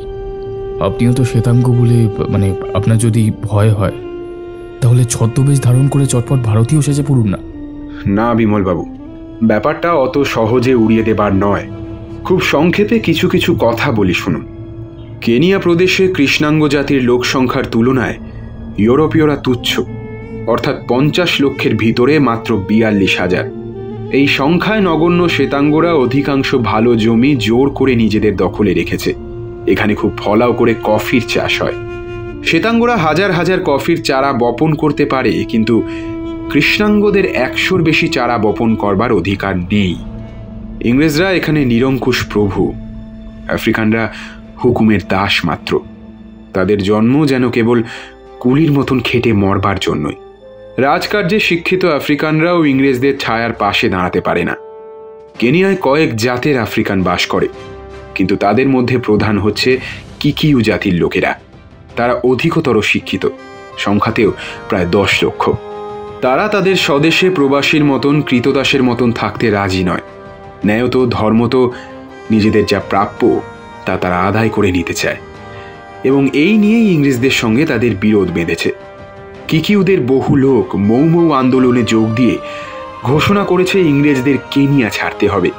তাদের প্রাপ্য জমি তাদেরকে ফিরিয়ে দিতে হবে, তাদের স্বায়ত্ত শাসন দিতে হবে, তাদের স্বাধীনতা দিতে হবে। ইংরেজরা একেবারেই নারাজ। বিদ্রোহীরা করেছে অস্ত্র ধারণ। ইংরেজরাও নির্বিচারে কিকিউ জাতির ওপরে সশস্ত্র অত্যাচার চালিয়েছে, গ্রাম জ্বালিয়ে দিয়ে। নারী বৃদ্ধ নিরস্ত্রদেরও ক্ষমা করছে না। যারা মৌ মৌ আন্দোলনে যোগ দেয়নি, সন্দেহক্রমে তাদেরও দলে দলে গুলি করে মেরেছে। বিদ্রোহীরাও দম্বার পাত্র নয়। তারাও প্রতিশোধ নিচ্ছে যে কোনো উপায়। যেখানে সুযোগ পাচ্ছে ইউরোপীয়দের হত্যা করছে। ইংরেজরা বিলেত থেকে অসংখ্য সৈন্য আমদানি করছে। তাদের সঙ্গে আছে বড় বড় কামান আর বোমারু বিমান। বিদ্রোহীরা তাই সম্মুখ যুদ্ধে তাদের সঙ্গে শক্তি পরীক্ষা করে না। তারা করে গেরিলা যুদ্ধ। বেগতিক দেখলেই তারা জঙ্গলে পাহাড়ে গা ঢাকা দেয়। এইরকমই একটা পলাতক দল কোনো গতিকে উগান্ডা কঙ্গোর জঙ্গলে এসে লুকিয়ে আছে। কামাথির মতে তাদের দলে আছে প্রায় 500 লোক। বিমলবাবু, একদিকে দস্যু সর্দার জোফার আর একদিকে 500 মৌ মৌ বিদ্রোহী। মাঝখানে পড়ে আমাদের অবস্থা যে কিরকম হবে আন্দাজ করতে পারছেন কি? এমন সব সম্ভাবনার কুকথা আগে জানলে আপাতত আমি এ পথে পদার্পণ করতুম না। কিন্তু ভারতীয়দের ওপরে মৌ মৌ বিদ্রোহীদের আক্রোশ নেই তো? বিমল, তোমার এ কথার মানে হয় না। মৌ মৌ বিদ্রোহের সব খবরই আমি রাখি। এই কেনিয়ায় এসে বাসা বেঁধেছে হাজার হাজার ভারতীয় ব্যবসায়ী। তাদের অনেকেই এখানকার স্থায়ী বাসিন্দা। তাদের মধ্যে আবার এক শ্রেণীর নির্বোধ লোক আছে, যারা 200 বৎসর ইংরেজদের অত্যাচার সহ্য করেও আজ স্বাধীন হয়ে সে দুর্দশার কাহিনী ভুলে গিয়েছে। কেনিয়ার স্বাধীনতা যুদ্ধে যোগ না দিয়েও তারা নিরপেক্ষ হয়ে থাকতে পারত, কিন্তু দুঃখের বিষয় তারা তা করেনি। তারা অত্যাচারী ইংরেজদের সঙ্গে কোনো কোনো বিষয়ে সহযোগিতা করতেও কুণ্ঠিত হয়নি। ফল হয়েছে অত্যন্ত খারাপ। বিদ্রোহীরা ভারতীয়দেরও শত্রু বলে ভাবতে শুরু করেছে। ইতিমধ্যে কয়েকজন ভারতীয় তাদের হাতে মারা পড়েছে। মসির অলি, তাই নয় কি? ঠিক তাই বিমলবাবু, বিদ্রোহীদের কবলে পড়লে ভারতীয় বলে আপনারাও রেহাই পাবেন না। সব বুঝলাম। কুমার, তোমার মত কি? আমরা এত দূর এসেছি কিসের জন্য? আমরা এসেছি অ্যাডভেঞ্চারের জন্য, নতুন দেশ দেখবার জন্য, পৃথিবীর অজানা আদিবাসীদের সঙ্গে পরিচিত হওয়ার জন্য। উদ্দেশ্য সিদ্ধ না হলে ফিরে আমরা যাব না। বলা বাহুল্য, আমিও তোমার কথায় সাই দিলাম। বাধা, বিপদ আর মৃত্যুকে ভয় করা আমাদের কোষ্ঠীতে লেখা নেই। বুরঙ্গা নামে একটি পাহাড়ি জায়গায় তাঁবু ফেলা হয়েছে। অনেক তফাতে মাঝে মাঝে রয়েছে বনবাসী কৃষাণদের শাসা বা শস্যক্ষেত। এখানে ওখানে ছোট ছোট গাছের ঝাড় এবং ঝোপঝাড়। একটা অজানা পত্রহীন গাছে ফুটে রয়েছে থোকা থোকা রক্তরাঙা ফুল, এবং বহু দূরে নিম্নভূমিতে সূর্যকিরণে চকচক করে উঠছে কিভু হ্রদের নীল জল। চায়ের পালা সাঙ্গ হওয়ার পর রামহরি মধ্যাহ্ন ভোজনের জন্য রান্নাবান্নার আয়োজনে নিযুক্ত হয়েছে। তাঁবুর ভিতরে বসে রলি, বিনয়বাবু, বিমল ও কুমার। মসির অলি, কামাথির খবর বোধহয় ঠিক নয়। আমরা এতখানি পথ এগিয়ে এলুম, ডাকাত জোফারদের কোনো পাত্তাই পাওয়া গেল না তো। মৃত্যুকে দেখা যায় না, সে আসে আমাদের অজ্ঞাত সারেই। আমার কিন্তু এই কথা ভেবেই অস্বস্তি হচ্ছে। মৃত্যু আছে আমাদের পেছনে না সামনে, সেটা পর্যন্ত বোঝা যাচ্ছে না। ধরে নাও মৃত্যু আছে আমাদের সঙ্গে সঙ্গেই। একটু যদি অসাবধান হও, তারপর আর অনুতাপ করবারও ফুরসত পাবে না। সেই দিনই রাত্রি নিয়ে এলো বিপদের প্রথম সংকেত। তাঁবুর মধ্যে সবাই নিদ্রায় অচেতন। অগ্নিকুণ্ডের ধারে বসে চুলছে কেবল একজন প্রহরী। আচম্বিতে বাঘার ক্রুদ্ধ গর্জন। তারপরে রাত্রির স্তব্ধতা বিদীর্ণ করে মানুষের কণ্ঠে তীব্র আর্তনাদ, ধস্তাধস্তির শব্দ। কুমার, কুমার! এই তো উঠেছি আমি। বাঘার চিৎকার, কারা ধস্তাধস্তি করছে। বাইরে টর্চের আলো ফেলে দেখা গেল অভাবিত দৃশ্য। মাটির উপরে চিৎপাত হয়ে পড়ে ছটফট করছে একটা মনুষ্য দেহ, এবং বাঘা রয়েছে তার গলা কামড়ে ধরে বুকের উপরে চেপে বসে। ততক্ষণে রলি, রামহরি, বিনয়বাবু, কমল, কামাথি এবং আরও অনেকে চারিদিক থেকে ছুটে এলো। সকলে মিলে বাঘার কবল থেকে রক্ষা করলে লোকটাকে। যদিও তার কণ্ঠদেশটা রক্তাক্ত হয়ে উঠেছে, তবু পরীক্ষা করে বোঝা গেল সে যতটা ভয় পেয়েছে ততটা আহত হয়নি। একে তো আমাদের দলের লোক বলে মনে হচ্ছে না।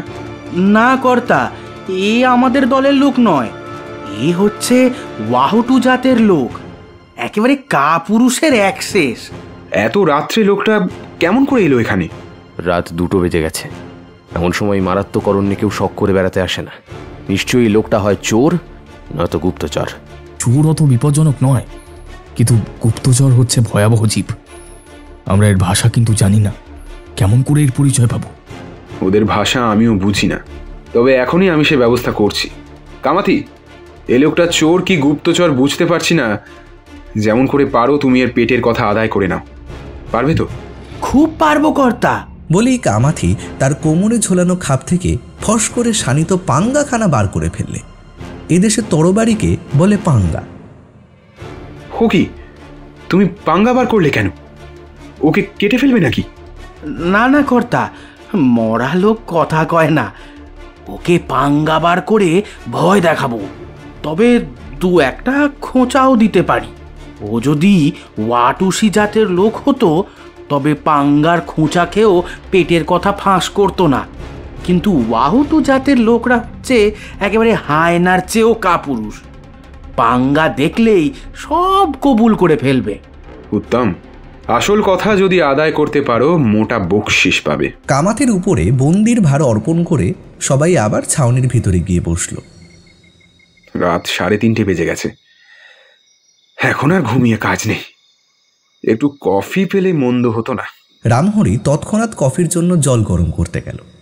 বাঘাকে কোলের কাছে টেনে নিয়ে আদর করে তার মাথা চাপড়াতে চাপড়াতে কুমার বললে, দেখছেন মসিয়ে রলি, আমার বাঘা হচ্ছে মানুষের চেয়েও হুঁশিয়ার চৌকিদার। হ্যাঁ কুমারবাবু, বাঘাকে ধন্যবাদ না দিয়ে উপায় নেই। ওই তো কামাথিও এসে গেছে। কি সমাচার কামাথি? সমাচার শুভ নয় কর্তা, লোকটা সত্যি সত্যি শত্রুপক্ষের গুপ্তচর। ডাকাত জোফর ওকে পাঠিয়েছে? হ্যাঁ কর্তা, ও লুকিয়ে লুকিয়ে আমাদের ভেতরকার খবরাখবর নিতে এসেছিল। শত্রুরাও এই পথেই আমাদের পেছনে পেছনে আসছে। তারা কত পিছনে আছে?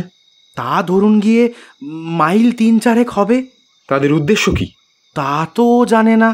মসিয়ে রলি, শত্রুপক্ষের উদ্দেশ্য আমি কিছু কিছু আন্দাজ করতে পারছি। আমরা পথের ঠিকানা জানি, তারা জানে না। খুব সম্ভবত তারা হঠাৎ চড়াও হয়ে আমাদের বন্দি করতে চায়।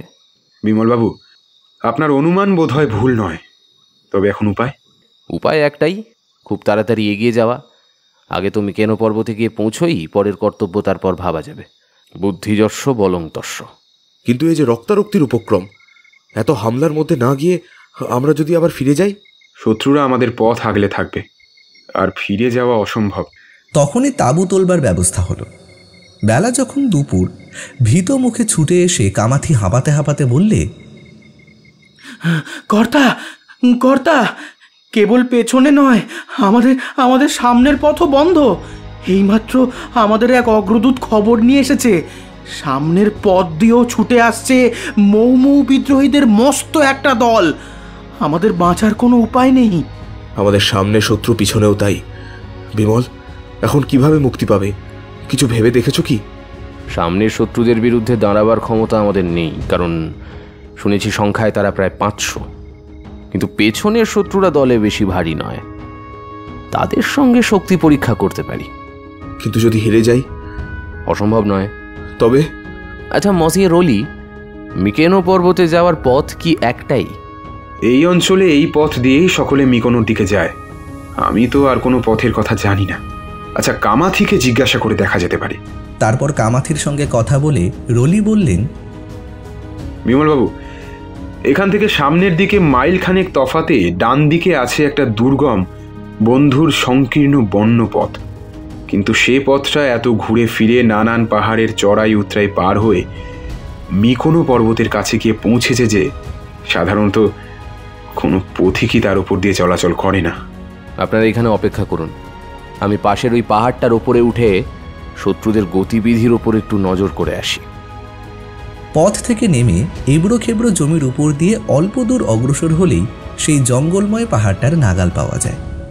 পাহাড়টা আকারে ছোট, উচ্চতায় 200 ফুটের বেশি হবে না।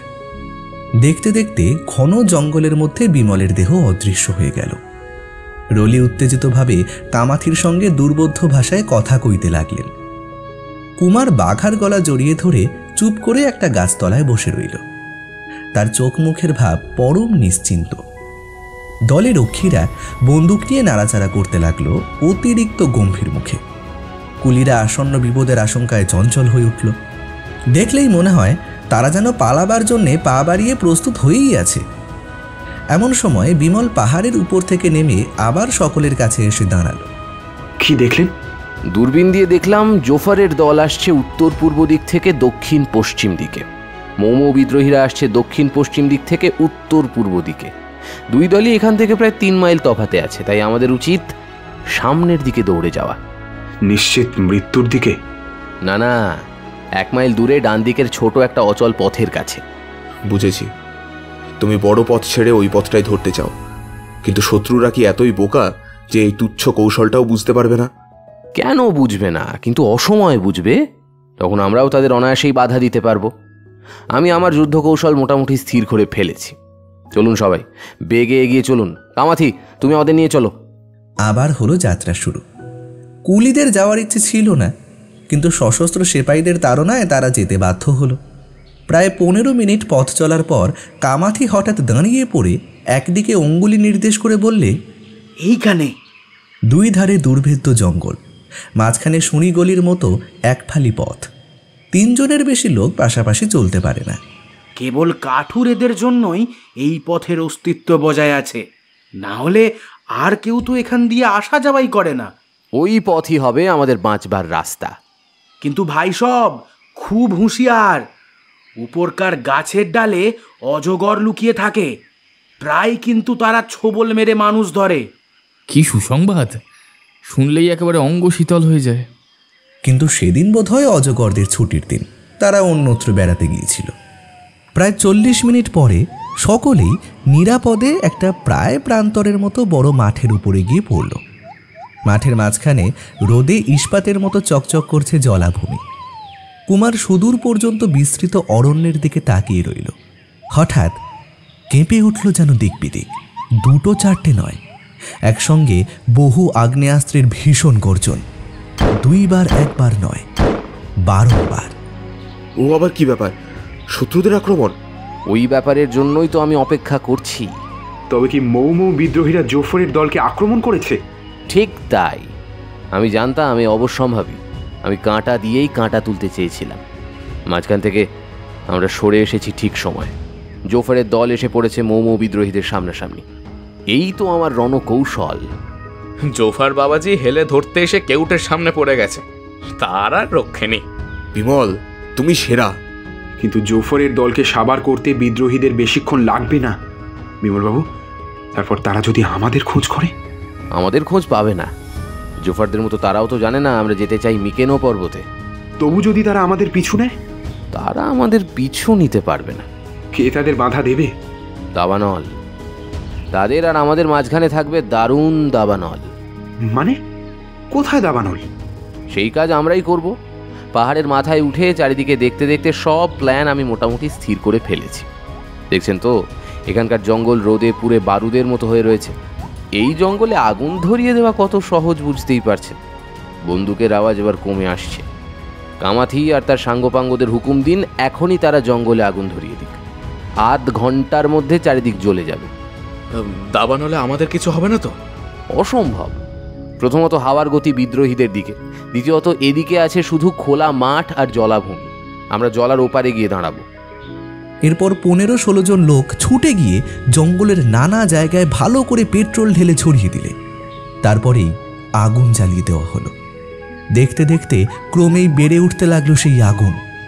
তখন খোলা মাঠে যারা দাঁড়িয়েছিল তাদেরও সর্বাঙ্গ যেন বিষম উত্তাপে ঝলসে যেতে লাগলো। সবাই আরো দূরে চলো, জলাভূমির ওপারে। তারা যখন জলার ওপারে গিয়ে উঠল, সীমাবদ্ধ অগ্নিকাণ্ড তখন পরিণত হয়েছে বিরাট এক সীমাশূন্য দাবানলে। যে দাবানল জ্বাললাম কয়েকদিনের আগে তা নিভবে না। এবার এগিয়ে চলো মিকেনো পর্বতের দিকে। পথ এখন নিরাপদ। আগ্নেয়াস্ত্রের গর্জন তখন আর শোনা যাচ্ছিল না। 500 বিদ্রোহীদের সামনে জোফরের 55 জন লোক যে ঝড়ের মুখে খড়কুটোর মতনই উড়ে গিয়েছে, সে বিষয়ে সন্দেহ নেই। কিন্তু এত অল্পে কি বিদ্রোহীরা তুষ্ট হবে?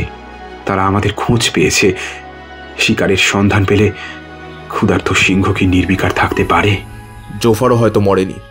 জনকয় সঙ্গীর সঙ্গে পালিয়ে গিয়ে এই বনেই কোথাও গা ঢাকা দিয়েছে। সুযোগ পেলেই আবার মাথা চাগাড় দেবে। অরণ্য ক্রমেই ঘন হয়ে উঠছে। অবশেষে ওরা এমন নিবিড় বনে প্রবেশ করল যেখানে অরণ্য বড় বড় ঝাঁকড়া গাছ ডালপালা এবং লতাপাতার জাল বিছিয়ে আকাশ ও সূর্যালোককে একেবারেই আড়াল করে রেখেছে। এই ভয়াবহ অরণ্য ভেদ করে বাইরে যেতে 3 দিন লাগবে। সেই অপার্থিব ও অদ্ভুত বনভূমির ভিতরে একটা ছোট নদীর ধারে প্রথম রাত কাটাবার জন্য তাঁবু ফেলা হলো। রাতে হঠাৎ বাঘা ডেকে উঠল। কি হলো রে বাঘা? এই বাঘা! বাঘা উৎকর্ণ হয়ে কি শুনলে, তারপরেই তাঁবুর বাইরে যাওয়ার চেষ্টা করলে।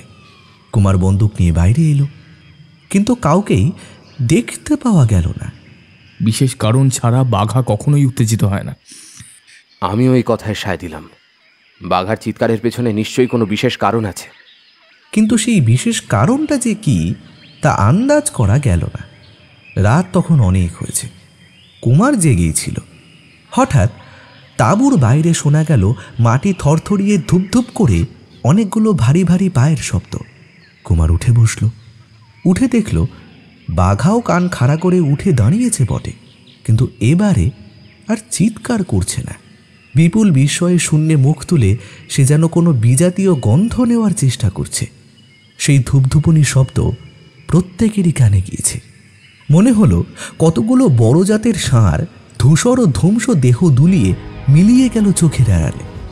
ও বাবা, ওগুলো কি জানোয়ার গো? বামুন হাতি। একসঙ্গে অতগুলো হাতি বামুন?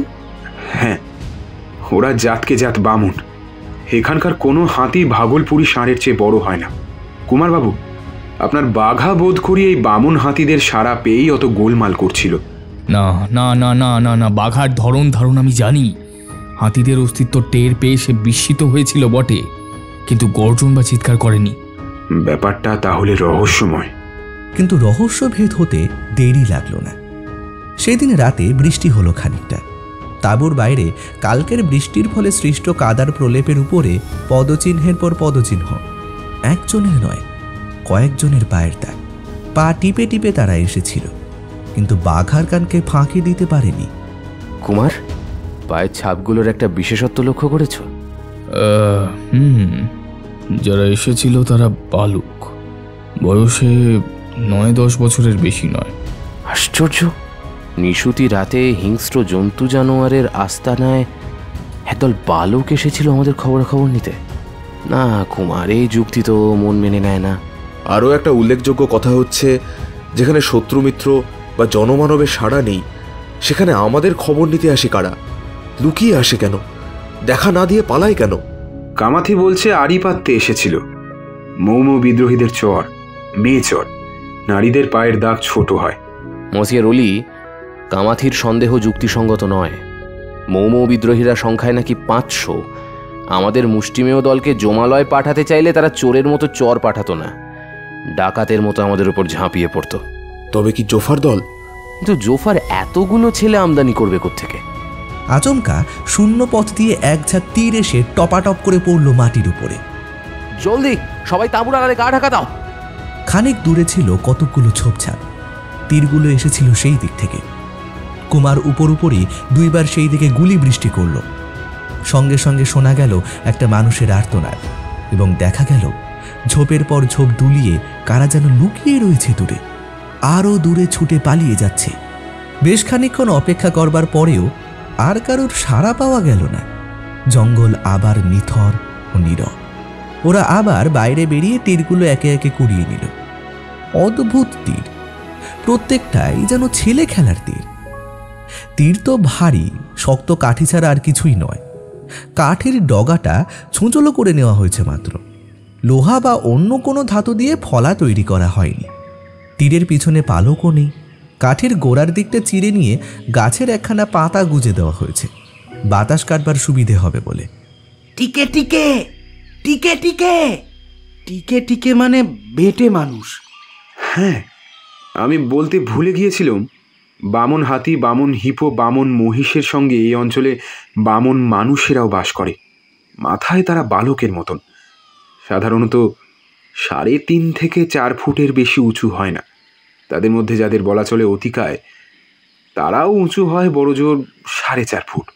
আপনার মতো ওই টিকে টিকেদেরই পায়ের দাগ আমরা দেখেছি, সে বিষয়ে সন্দেহ নেই। বামনগুলো ভয় পালিয়ে গেছে বটে, কিন্তু বন্দুক ছোড়বার পর একটা বিকট আর্তনাদ শুনেছি। মনে হচ্ছে বামন তীরন্দাজদের কেউ আহত বা নিহত হয়েছে। এসো কুমার, একটু এগিয়ে গিয়ে দেখি। কিন্তু খুব সাবধান, এখানে আগে থাকতে মৃত্যুর পদশব্দ শোনা যায় না। কামাথি বলছে টিকে টিকেদের তীর দেখতে ছোট, কিন্তু তার ডগায় মাখানো থাকে বিষ। এরপর আর বামন মানুষদের সঙ্গে দেখা হয়নি। তবে তারা জঙ্গল থেকে বেরিয়ে এলো। এরপর বহু পথ পেরিয়ে অবশেষে দেখা গেল মিকেনো। সেখানেই তারা তাঁবু ফেলল। গেলবারে মিকোনো পর্বতে উঠেছিলাম অন্য দিক দিয়ে, কিন্তু এ অঞ্চলের পথঘাট আমার অজানা। সেই জন্যই ভাবনা হচ্ছে। কিসের ভাবনা? কামামুন্টুদের খুঁজে বার করতে পারবো কিনা। মিকোনোর বিস্তার যোজনের পর যোজন জুড়ে। তারা কোথায় আছে, কি যে তার রহস্য, সেসব আবিষ্কার করা সহজসাধ্য নয়। তা বেশ তো। আজ তো দেখছি আকাশ একটু ধরেছে, তা আহারাদি সেরে নিয়ে 3জন মিলে একবার একটু বেরিয়ে পড়া যাক, কি বলে? আর কিছুই নয়, ওই অন্তত এখানকার পরিস্থিতি কতকটা আন্দাজ করতে পারবো। প্রস্তাব মন্দ নয়। রামহরি, লাঞ্চ নিয়ে এসো। খেয়ে দিয়ে আমরা তিনজনে একটু বেরিয়ে আসবো। খাওয়া দাওয়ার পর বেরিয়ে পড়ল তারা। তারপর আস্তে আস্তে পর্বতের উপরে ওঠা শুরু করলো। খানিকক্ষণ পরে রলি বললেন, আপনারা একটা ব্যাপার লক্ষ্য করেছেন? কি? পাহাড়ের গা এখানে নীলাভ। এইরকম জায়গাতেই হীরার খনি থাকবার সম্ভাবনা বেশি। কিন্তু আমাদের পক্ষে খনি থাকলেই বা কি, না থাকলেই বা কি? বহু লোক লস্কর যন্ত্রপাতি আনিয়ে তোড়জোড় করে আর কাঠখড় পুড়িয়ে পাথর খুঁড়ে তবে খনির খোঁজ পাওয়া যেতে পারে। আর পাওয়া যে যাবে শেষ পর্যন্ত তারও কোনো নিশ্চয়তা নেই। তা নেই, তবে এরকম জায়গায় এলে সম্ভাবনার স্বপ্নই যে মানুষকে আশান্বিত করে তোলে। তাছাড়া আমি তো আগেই বলেছি, এমন সব জায়গায় প্রায় পথ চলতেই হীরা কুড়িয়ে পাওয়া যায়। পৃথিবীর কোনো কোনো হীরক এইভাবেই মানুষের হস্তগত হয়েছে। যদি সময় পাই তাহলে আমরাও না হয় পথে পথে হিরে কুড়োবার চেষ্টা করে দেখব।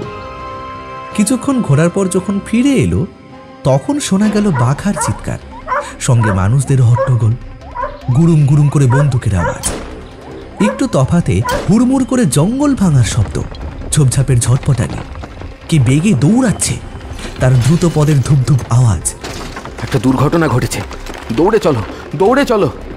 কোন দিকে গেল, কোন দিকে গেল? বলতে বলতে সে তাঁবুর ভিতর থেকে ছুটে বেরিয়ে এলো, তার হাতে বন্দুক। বাঘার চিৎকার তখনও থামেনি। কি হয়েছে রামহরি? এত হই হল্লা কেন? ভূত খোকা বাবু, ল্যাংটা ভূত, মানুষ ভূত, গায়ে লম্বা লম্বা কালো কালো চুল, ইয়া রাক্ষসে চেহারা, দেখলেই ভিড় মিজেতি হয়। বিনয় বাবু, ব্যাপার কি?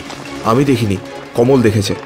ভালো করে কিছু দেখতে পাইনি বিমলদা, তবে বাঘার চিৎকারে চমকে উঠে দূর থেকে দেখলুম গরিলার মতো একটা ভয়ঙ্কর মূর্তি সাত করে জঙ্গলের ভিতরে মিলিয়ে গেল। রামহরি আর কামাতেও দেখেছে, তারা তখনই বন্দুক ছুড়লে, কিন্তু গুলি তার গায়ে লাগেনি। কামা মন্টু! আর আমরা ওই দিকেই জঙ্গল দুলতে দেখেছি। ওই দিকেও একটু এগোলেই নদী, তারপরেই পাহাড়। নদীর জল এখনো বোধহয় বেশি বাড়েনি, তাহলে খুব সম্ভব সে নদী পেরিয়ে পাহাড়ে উঠেছে। আজ আর তার পিছু ধরবার উপায় নেই। একই দারুণ বৃষ্টি, তার উপরে সন্ধ্যার অন্ধকার আসন্ন। কিন্তু আজকের পরে আছে কাল, আমাদের ফাঁকি দিয়ে সে যাবে কোথায়? খুব ভোরে উঠেই কাল আমরা ওই দিক দিয়ে আবার পাহাড়ে গিয়ে উঠব।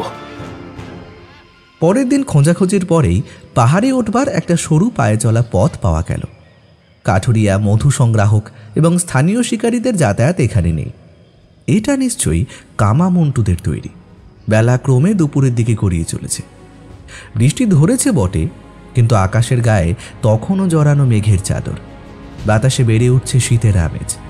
সকলে অনেক চড়াই আর উতরাই পার হয়ে এসেছে, কিন্তু এখনো পর্যন্ত আদিম মানুষদের কোনো চিহ্নই পাওয়া গেল না। হঠাৎ একটা চাপা হুঙ্কারের শব্দ আসতেই ওরা সজাগ হয়ে গেল। সেটা শুনেই বাঘা চেঁচিয়ে তীর বেগে ছুটে গেল পাহাড়ের যেখানে, সেখানে দোতলা সমান উঁচু পাথুরে প্রাচীর ছাড়া আর কিছুই ছিল না। লাফের পর লাফ মেরে বাঘা সেই খাড়া প্রাচীরের উপরে উঠবার জন্য অসম্ভব চেষ্টা করতে লাগলো। আগে আমি দেখেছি আবার একটা গরিলা মুখ দানব। বাঘা চেঁচাতে এক লাফে অদৃশ্য হলো। একটা কথা বেশ বোঝা যাচ্ছে, আমরা আর বুনো হাঁসের পিছনে ছুটছি না। আদিম মানুষদের সন্ধানে ঠিক পথই ধরতে পেরেছি, যদিও তারা এগিয়ে যাচ্ছে আলেয়ার মতো। না বিনয়বাবু, তারা আলেয়ার মতন এগিয়ে যাচ্ছে কি পিছনের ছায়ার মতন সঙ্গে সঙ্গে আসছে, সেইটাই হচ্ছে প্রশ্ন। আমরা তাদের দেখতে পাচ্ছি না বটে, কিন্তু তারা হয়তো আমাদের চোখে চোখেই রেখেছে। রলির প্রশ্নের উত্তর দেওয়ার জন্যেই যেন কোথা থেকে জাগ্রত হলো আবার সেই অবর্ণনীয় হুঙ্কার। বাঘা বিষম ক্রোধে সর্বাঙ্গের লোম ফুলিয়ে একদিকে দৌড়ে যাওয়ার চেষ্টা করলে, কিন্তু আওয়াজটা ঠিক কোন দিক থেকে আসছে সেটাই বোঝা গেল না। ওরা দেখল দূরের একটা জঙ্গলের উপর থেকে এক ঝাঁক পাখি ব্যস্তভাবে শূন্যে উড়ে গেল। দ্রুতপদে সেখানে গিয়েও কাউকেই পাওয়া গেল না। মনে হচ্ছে ওরা যেচে ধরা না দিলে আমরা কিছুতেই আর ওদের ধরতে পারবো না। আমার মনে হয় কামা মন্টুরা গুহাবাসী জীব। এই অনুমান যদি সত্যি হয়, তাহলে পাহাড়ের কোথাও না কোথাও তাদের গুহাগুলো আমরা আবিষ্কার করতে পারবো। তারা পালালেও তাদের গুহাগুলো তো আর সঙ্গে সঙ্গে দৌড় মারতে পারবে না। গুহায় কখনো বাস করিনি ঠিকই, তবে আজকের রাতটা গুহার ভেতরে কাটাতে পারলে মন্দ হয় না। ওরা হাঁটতে হাঁটতে উপত্যকার শেষ প্রান্তে চলে এলো। তবে কি ওই জিপটাকে পিছনে রেখে আমরা এগিয়ে এসেছি? আমরা বোধহয় হতভাগাদের আড্ডাটা ছাড়িয়ে এসেছি। ফিরে চলুন। না, কিন্তু কোথায় থাকতে পারে তারা? দুদিকেই তো নজর রেখেছি আমরা। পাহাড়ের ঢালুর গায়ে একটা গুহাও তো নেই। হয়তো ওরা গুহায় থাকে না, হয়তো ওরা গেছো জীব। হতেই পারে না। কেন? আপনার মুখে বারংবার কামামন্টুর হুবহু বর্ণনা শুনেছি। তার হাত পায়ের গড়ন নাকি মানুষের মতো, বৃক্ষবাসী জীবের তা হয় না। কিন্তু কথা হচ্ছে, এখানে কি একাধিক কামামন্টুর আবির্ভাব হয়েছে? আমারও তাই মনে হয়। ওদের মতলবটা কি? হঠাৎ ওদের ডান দিক থেকে জেগে উঠল সেই রোমাঞ্চকর ধ্বনি। তারপর আবার বাম দিক থেকেও সেই ভয়াল চিৎকার। তারপর কখনো সামনে, কখনো পিছনে, কখনো এপাশ, কখনো ওপাশ থেকে উঠতে লাগলো সেই হুঙ্কার। ওরা চারিদিক থেকে আমাদের ঘিরে ফেলেছে। কিন্তু বিমলদা কাউকেই তো দেখতে পাচ্ছি না। ওরা কোথায় আছে? জঙ্গলের নিচের দিকটা আগাছার ঝোপে ঝাপে আচ্ছন্ন। ওইসব জায়গায় বড় বড় জানোয়াররাও লুকিয়ে থাকতে পারে। কিন্তু ওরা চেঁচায় কেন?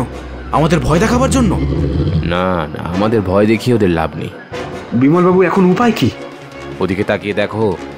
খানিক তফাতেই পাহাড়ের গায়ে রয়েছে একটা গহ্বরের মতো জায়গা। আন্দাজ চওড়ায় 6-7 আর গভীরতায় 25-30 হাত। ওর মধ্যে আশ্রয় নিলে কিছুক্ষণের জন্য আমরা আত্মরক্ষা করতে পারবো। হ্যাঁ, কিছুক্ষণের জন্যে। কিন্তু তারপর মৃত্যু। সেরা বুদ্ধি। একেবারে অতটা হতাশ হবেন না বিনয়বাবু। মনে রাখবেন, কামামন্টুরা বন্দুকের মহিমা জানে না। গহ্বরের মুখে যখন সঙ্গীদের মাটির ওপরে হতাহত হয়ে আছড়ে পড়ে থাকতে দেখবে, তখন ওদের জানোয়ারি সাহস আর নরমাংস খাবার লোভ কোটপুরের মতো উড়ে যাবে বলেই আমি মনে করি।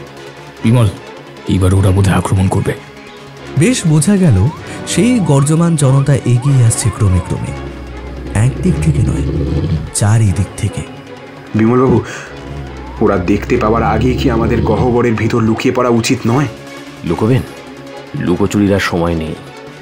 ভাবছেন কি ওরা আমাদের দেখতে পাচ্ছে না? ওরা জঙ্গলে জীব, জঙ্গলের আড়াল থেকে আমাদের সব গতিবিধি লক্ষ্য করছে। তাহলে আমাদের গহ্বরে ঢুকে লাভ? বিমলের স্ট্র্যাটেজি কি জানেন? ওই গহ্বরের মুখ সংকীর্ণ। ওরা দল বেঁধে হুড়মুড় করে কিন্তু ঢুকতে পারবে না। 3-4 জন মিলে ঢুকবার চেষ্টা করবে, আর যখনই চেষ্টা করবে তখনই আমাদের গুলি ওদের ঘায়েল করবে। এইবার দেখা গেল হানাদারদের। জঙ্গল, ঝোপঝাড়, বড় বড় পাথরের ও গাছের আড়াল থেকে পিলপিল করে বেরিয়ে আসতে লাগলো দৈত্যের মতো বিকট দর্শন সব মূর্তি। বস্ত্রহীন, বর্ষাধারী, লম্বকেশ, ঘোর কৃষ্ণবর্ণ, অমানুষ এবং দীর্ঘায়ত মূর্তি টাঁটাচ্ছে, লাফাচ্ছে, ছুটে আসছে দিকে দিকে, পরে পরে, দলে দলে। সবাই বেগে গুহার দিকে ছুটে চলল। পথে পড়ল একটা ঝোপ। তার কাছে আসতেই যেন বিনা মেঘে বজ্রাঘাত। একটা বিষম গুরুভার দেহ অতর্কিতে এমনভাবে কুমারের উপরে লাফিয়ে পড়ল যে কুমার মাটিতে ছিটকে পড়ল। উড়ে এলো একটা বর্ষা। বর্ষার আঘাতে কুমারের মৃত্যু ছিল নিশ্চিত, কিন্তু কোথা থেকে বিদ্যুতের ঝটকার মতো এসে সেই অস্ত্রের গতিপথে ঝাঁপিয়ে পড়ল বাঘা। বর্ষা ভেদ করলে তার দেহ। ওঠো কুমার, শিগগিরই ওঠো। আমার বাঘা, বাঘা, বাঘা! ওরা এসে পড়লো। কুমার, কুমার, বাঘার সঙ্গে কি তুমিও মরতে চাও? কুমারের পা তখন চলছে না, তার মনের ভিতর একটা ঝড় চলছে। বাঘা নেই, এটা বিশ্বাস করতে যেন কেমন লাগছে। চলে এসো কুমার, কুমার চলে এসো। বিমল ছুটল, কুমারও তার পিছনে পিছনে। গহ্বরের মুখে কাউকে দেখলে গুলি চালাবে। প্রথমেই আবির্ভূত হলো 3টে উন্মত্তের মতো তাগুবে মত্ত দানব মূর্তি। সঙ্গে সঙ্গে 6টা বন্দুকের এককালীন অগ্নিবৃষ্টির চোটে তারা মরল। তবুও তারা দমল না। নিশ্চিত মৃত্যুর মুখে তারা বেপরোয়া পতঙ্গের মতো ঝাঁপিয়ে পড়তে লাগলো বারবার। তবে কিছুক্ষণ পর তারা আর এগোতে সাহস পেল না। বিপদ বুঝে পালাতে লাগলো। তবে তাদের বন্দুকের ভয় নয়। চারিদিক গম গম করতে লাগলো আর এক অদ্ভুত রোমাঞ্চকর শব্দ বিভীষিকায়। যেন সংখ্যায় অসংখ্য কোনো অজানা ভয়ঙ্করের দল উপত্যকার উপরে গুরু গুরু মস্ত মস্ত দুর্মুষ আছড়াতে আছড়াতে ধেয়ে আর ধেয়ে আসছে পাহাড় কাঁপিয়ে। প্রথমটায় ওরা হতভম্ব হয়ে গেল। ও যে হাতি! একটা দুটো নয়, অনেক হাতির চিৎকার। কিন্তু হাতির দাপট কমতেই শোনা গেল বন্দুকের একটানা গর্জন। সেটা শুনে দ্রুতপদে সকলেই গুহার অন্ধকার ছেড়ে বাইরে বেরিয়ে এলো। কারা বন্দুক ছোড়ে? এসো কুমার, ওপরে না চড়লে কিছু দেখা যাবে না, আর সবাই নিচেই থাক। অনেক কষ্টে কোনো মতে প্রায় 80-90 হাত উপরে যেতেই চোখে পড়ল অনেক দূরের অন্ধকার জ্বালানো একটা ধুধু অগ্নিকাণ্ডের দাউ দাউ শিখা। কুমার, কুমার, ওইখানেই আমাদের ছাউনি থাকবার কথা। তবে কি আগুন লেগেছে আমাদের তাঁবুগুলোয়? নিজে থেকে লাগেনি, নিশ্চয়ই কেউ আগুন লাগিয়ে দিয়েছে। যুদ্ধ হচ্ছিল ওইখানে, নিশ্চয়ই মৌ বিদ্রোহীদের সঙ্গে। তোমার কি মনে হয় বিদ্রোহীরা আবার আমাদের সন্ধান পেয়েছে? তাছাড়া আর কি, বন্দুক গর্জনের ঘটাটা শুনলে না? দস্তুর মতো যুদ্ধ, দুপক্ষই লড়েছে। আমাদের দল ভারী নয়, হেরেছে তারাই। তারপর বিদ্রোহীরা লুটপাট করে আমাদের তাঁবুতে আগুন লাগিয়ে দিয়েছে। হয়তো তারা এখন আমাদেরই খুঁজে বেড়াচ্ছে।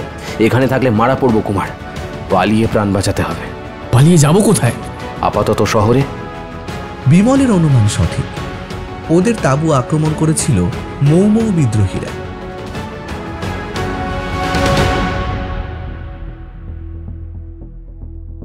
কুলিরা আগেই পালায়। কিছুক্ষণ লড়াই করে সেপাইরাও পালায়। আহত কামাথি কোনো ক্রমে প্রাণ বাঁচাতে পেরেছে। রলি নাইরোবির হাসপাতালে গিয়ে ফল না পেয়ে তিনি দেশে ফিরে যান। কলকাতায় এসে ওরা খবর পায় তার মৃত্যু হয়েছে।